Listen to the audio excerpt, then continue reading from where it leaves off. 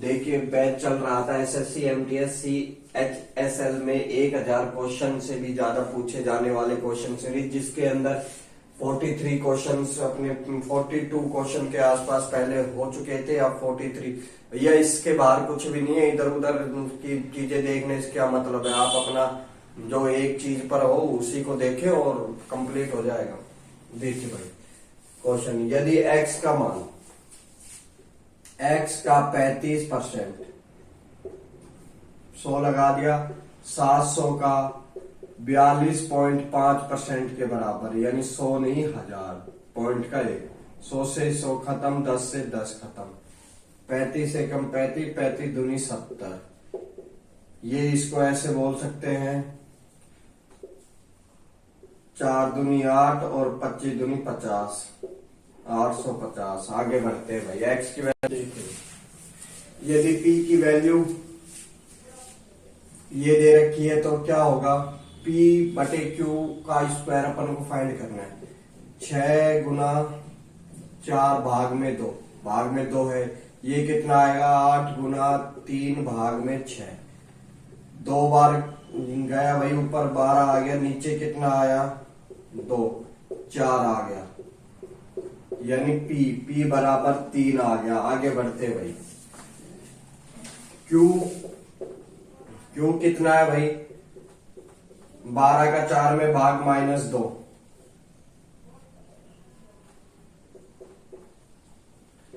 3 बार, ये कितना बच गया 1, और ये 16। आगे बात समझ में, 16 बच गया तो अब क्या आएगा 3/1/6। तो भैया 1 2 तीसरा नंबर जब भी होता है वो सीधा कहाँ पहुंचता है, ऊपर पहुंचता है। अब 16 का स्क्वायर यानी 3 का स्क्वायर नो 16 का 256। अब देखिए लास्ट में इकाई का अंक क्या आना चाहिए, 16 × 54, यानी ये ऑप्शन खत्म, ये ऑप्शन खत्म, नहीं ये 2, ये ऑप्शन खत्म हो गए 2। तो देखिए भाई 10 को अपन बोल सकते हैं, 9 को बोल सकते हैं 10 - 1, ठीक है। इसका इससे किया और 256 माइनस 10 में से 4 6 गए 4, 0 आ रहा है कहीं, एक ही ऑप्शन में आ रहा है भाई बी, वही अपना ऑप्शन सेट हो गया। आगे बढ़ते हैं। ऑफ का मतलब मल्टीप्लाई होता है, लिख दिया। ये कितने आ गए 15 × 77 है ना, 15 मल्टीप्लाई किया, ऑफ का मतलब मल्टीप्लाई, ये 15 बटे 7 गुना 11 77, 15 बटे 77 आ गया। इधर क्या करना था, ये तो सोल्व हो गया। इधर क्या करना था, डिवाइड करना था। 8 तिया 24, 7 तिया 21, 1 से 3 से 3 खत्म, 1 आ गया। वो कैसे किया भाई, 8 और 7 डिवाइड में मल्टीप्लाई में होगा तो ये नीचे वाला नंबर ऊपर चला जाएगा, ये और नीचे ऊपर वाला नीचे आ जाएगा। 3, 1 बच गया, बिल्कुल सही है। इधर काट सकते 11 तिया 33, ये 6 बार। इसको काटोगे 2 से तो 3 बार, और इसको काटोगे तो 28 बार, यानी -3/28। कोई दिक्कत है नहीं है। आप देखिए इसमें अपन ज्यादा छेड़खानी ना करते हुए ऐसे बोल सकते हैं 7 × 11 और 11 × 4, 7 × 11 और 7 × 8, सही है। यानी एक तो 7 का मल्टीपल देख लीजिए, 11 का और एक 4 का। इनका एलसीएम अगर अपन लेते हैं तो कितना आएगा 77, 28 2 और ये 30। एक ही ऑप्शन में आ रहा है भैया मेरे को तो नजर, ऊपर वाले में ए में नजर आ रहा है और कोई में भी नजर नहीं आ रहा है, क्योंकि 308 का लिखा है एक ही ऑप्शन में नीचे वाला पेड़, यानी अपना ऑप्शन ए सही। 11 का इंटू भी है ये और ऑप्शन भी। आगे बढ़ते हैं, इसको पूरा सोल्व करने की कोशिश करते हैं। एलसीएम लिया भाई 308, भाग दोगे 77 का, 4 बार जा रहा है, 4 ऊपर इंटू 60, ये 308 आ गया। ये कितनी बार जा रहा है भैया, ये जाएगा अपना 7 28 एकम 28 11 बार माइनस 33 है। इन दोनों को जोड़ोगे कितना आएगा, माइनस 33। तो अपन ने पहले ही नीचे एलसीएम लेके पता लगा लिया था कौन सा नंबर है, क्यों सारे नंबर अलग अलग थे नीचे के, इसलिए अपन ने पता लगा। देखिए क्वेश्चन नंबर 46, 200 और 400 के बीच ऐसी कितनी संख्या है जो 6 और 5 और दोनों से विभाजित हो। भैया 6 से भी हो और 5 से भी हो, यानी और इन दोनों के इंटू से भी हो, यानी 30 30 ऐसा नंबर है कि वो 230 ऐसा नंबर है जिसमें 6 और 5 का भी भाग जाएगा और दोनों का भी भाग जाए, यानी 30 का भी जाए। तो चलता था an बराबर a plus n minus 1 into में d यानी दो संख्याओं का अंतर, n यानी नंबर ऑफ टर्म और a यानी पहला पद, है ना। a यानी पहला पद, मैंने 10th की वीडियो डाली हुई है, वहां देख सकते हैं। पहला पद और d यानी अंतर। आई बात समझ में। तो 200 के आगे वाली कौन सी संख्या है जो 30 से भाग जाती हो, तो मेरे हिसाब से 210 ही जाएगा सबसे पहले, है ना। 210 फिर 240, ऐसे करते करते करते करते अपन कहा जाएंगे 390 पे। 390 में जाता है, क्यों, 3 का भाग अपन ने देख लिया। पहला नंबर ये वाला a, दो संख्याओं का अंतर d, तो डाल देते इस सूत्र में, ठीक है। लास्ट वाला नंबर कितना है, ये वाला 290, a की वैल्यू 210, ठीक है। d यानी कितना है अपने पास 30, अंतर है ना, और ये चाहिए अपन को, इधर भेजोगे माइनस में आ जाएगा। 180 में 30 का भाग दोगे 6 बार, ये इधर आएगा +1, यानी ऐसे 7 नंबर है। कैसे नंबर है, 7। या फिर ऐसे भी अपन इसको निकाल सकते थे, लास्ट वाला नंबर माइनस पहला नंबर 180, दोनों संख्याओं का अंतर भाग में 6 और फिर 1 जोड़ देते। सेम वही पैटर्न है, ज्यादा अलग नहीं है। और आपको ये भी नहीं आता तो एक और मेथड, इससे भाग जाने वाली 100 और 400 के बीच की संख्याएं कितनी है, 400 का भाग लगाओगे, 1 और 1 यानी 13 संख्याएं हैं टोटल। अब क्या है, 100 और 200 के बीच पूरा पूरा भाग जा रहा है 6 बार, तो भैया 200 और 300 के बीच इनका अंतर 7। क्वेश्चन आया, पैटर्न आया, देखिए ये सब इक्वल है तो इसके बराबर अपन को मानना पड़ता है के मानते हैं तो p की वैल्यू कितनी आएगी, अपने पास आएगी 3 के। लास्ट में आप जानते हो k से k, इधर भी k आएगा इधर भी k आएगा, कैंसिल हो जाएगा, यानी p की वैल्यू वो आ गई नीचे वाला नंबर, नीचे वाला नंबर p की वैल्यू आ गई, यानी p की वैल्यू आ गई 3, q की वैल्यू 5 और r की वैल्यू 2। इस टाइप का क्वेश्चन आए तो आपको इसी टाइप से करना है। p कहते हैं, p की वैल्यू कितनी है अपने पास, आप डालते p कितना है अपने पास आ गया 3, ये कितना है q 10 और ये कितना है r, ये r है ना, r कितना है 2 यानी 6, ये कितने आ गए 19 एक ही ऑप्शन में आ रहा है नजर, है ना। चलो इसको भी अपन सोल्व कर लेते हैं। p अपने पास 3, ये 5 और ये 2, 5 और 5 10। आगे बढ़ते गए। दो मित्रों के वेतन का अनुपात 3:4 है। यदि उनके वेतन का अंतर 3000 है, वेतन का अंतर कितना है 3000, तो उनके योग ज्ञात करना है। भैया योग कितना है 7, एक बार ऑप्शन उठाइए, 7 का मल्टीपल कौन सा है, एक ही ऑप्शन है सी, आंसर सी सॉल्व करने की आवश्यकता नहीं है, बाकी अपन देखते हैं। दोनों का अंतर एक के बराबर 3000 है, तो 7 इनका योग 7 के बराबर कितना होगा 21,000। बोलो हाँ या ना।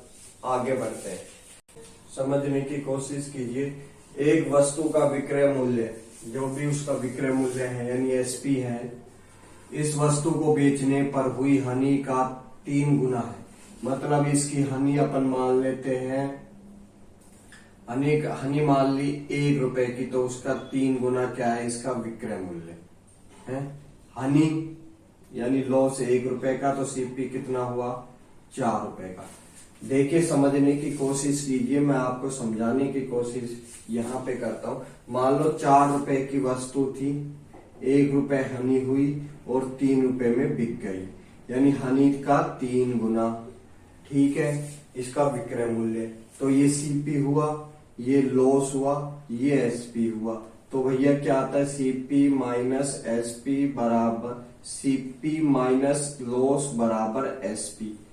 अगर सीपी अपन चाहते हैं तो कितना आएगा, एसपी में लॉस अपन जोड़ देते हैं, यही तो आता है ना। तो सीपी अपन ने चाहा तो सीपी कैसे आया, एसपी में लॉस जोड़कर सीपी आ गया। अब क्या पूछ रहा है, तो हानि का प्रतिशत, हानि कितने की है भैया 1 रुपए की, सीपी 4 का, हानि का टोटल परसेंट कितना आया 25%।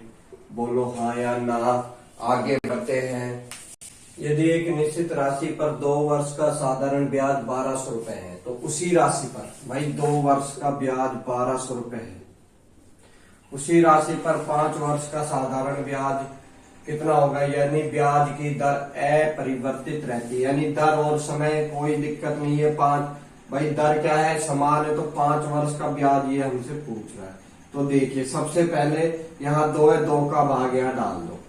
ठीक है, इधर भी गए, अब 5 इंटू में 5 वर्ष का ब्याज पूछ रहा था, ये 6 पंजे 30, तो कितना आ गया ऑप्शन नंबर 1। एक बैग को 12.5% की छूट पर बेचा जाता है। यदि बैग का अंकित मूल्य 6400 रुपए है, तो अर्जित लाभ 25% है, तो बैग का क्रय मूल्य। भैया कभी भी अगर क्रय मूल्य और एमपी में आपसे रेशियो पूछता है ना, तो ये कितना होता है 100 माइनस डी, डी क्या है छूट, और ये कितना है 100 प्लस प्रॉफिट, यानी पी यानी प्रॉफिट। ठीक है, ये होता है रेशियो। तो अपन क्या करते हैं, 6400 रुपए की अंकित मूल्य, पहले क्या है छूट को लेते हैं भैया। छूट 12.5% को अपन क्या बोल सकते हैं, 12.5% को बोल सकते हैं 1/8। सोल्व अगर नहीं आता तो ये सोल्व करके देख लो। 25 125 अट्ठे 1000, यानी अब अपन ने जो फ्रैक्शन में चेंज की है ना, तो इसको 1 मान लेते हैं। अब छूट कितने की है 1/8, तो कितना बचेगा, सीपी कितना आएगा, 8 में से 1 गया 7/8, ये सीपी का रेशियो आ गया। और एमपी का कितना आएगा 25% लाभ, यानी 25 की फ्रैक्शन वैल्यू आप जानते हो 1/4। 1/4 का मतलब ये कितना है लाभ, यानी वो वस्तु 5/4। 2 बार काटोगे ये उधर चला जाएगा 7/10। ये कितना आ गया, ये उधर गया 10, 7/10 आ गया, 7/10 आ गया अपना। इसको 1 में से किया ना भैया, छूट 1/8 की है, 1 में से माइनस किया तो कितना आ गया 7/8, और ये लाभ 1/4 का, तो 1 में जोड़ दिया, वो जोड़ने वाला पैटर्न है। अगर हाँ यहाँ पर कोई ऐसे संख्या हो कि 20% या फिर इसको कट लेते हैं ना, तो क्या रेशियो आ गया सीपी का और एमपी का। एमपी कितना है अपने पास, तो इसको भी 640 से इंटू किया तो कितना आ गया 8 कोई ऑप्शन में लास्ट में, एक ही ऑप्शन बी में, और कहीं भी 8 नहीं है, देखिए आप, है ना 8 यानी 2, और ये 42 और 2 44। बोलो हाँ यार। देखिए भाई 52 नंबर, यदि ब्याज पर 5% वार्षिक, यदि ब्याज दर 5% वार्षिक और चक्रवृद्धि ब्याज के मामले में ब्याज रुपए वार्षिक रूप से संयोजित है, तो 5,000 रुपए की धनराशि पर 2 वर्ष के चक्रवर्ती ब्याज और साधारण ब्याज का अंतर, 2 वर्ष के ब्याजों का अंतर CI और SI का।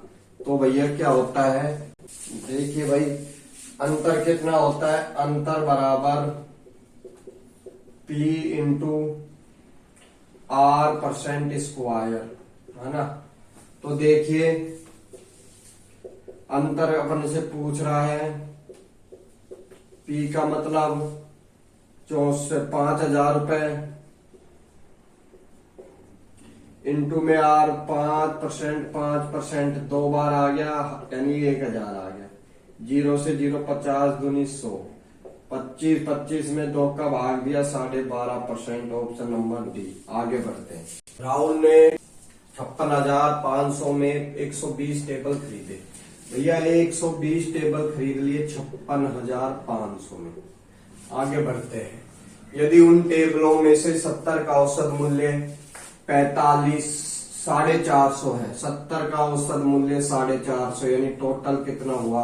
अब तुम कहोगे सर नहीं आता, तो 45 को अपन बोल सकते हैं 9 इंटू 5, ठीक है। या फिर सीधा डालो 45 यानी 15 से लगे 28, 35, 28, 3 31, टोटल कितना हो गया 31,500। माइनस किया, शेष कितना बच गया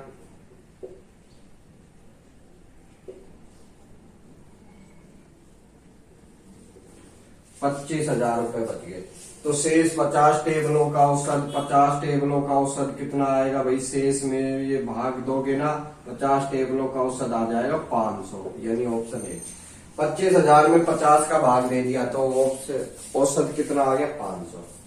एलिगेशन मेथड भी यूज हो सकता था, मगर बात हो यार 512, 620, 428 और 580 का औसत ज्ञात करना है भैया।